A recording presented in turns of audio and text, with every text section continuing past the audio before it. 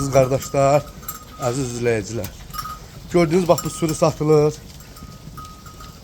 380 baş heyvandır. Hamısı da belə 1-2 doğmuş. Xamış şəhlərdir. Bunlar hamısı birinci qarına, ikinci qarına doğmuş xamış şəhlərdir. Bu gün də may ayının 19'udur.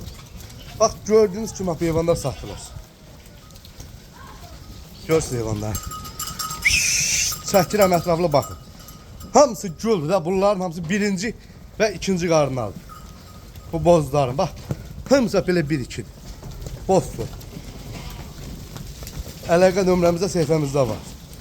Zəng eləyib, buyurub gəlib ala bilərsiniz. Yəni qiymət də razılaşma yolu ilə. Qiymətini razılaşar.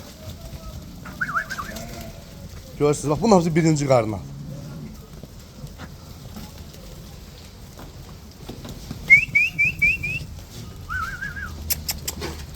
Kimdə kön mal olsa malla da bartel eləyərik. Yelin şişəklərimiz çoxdur. Yəni kön mallar bartel bax belə içində yoxsa bir 150'ye tamam belə qızıl yelin xam şişək var.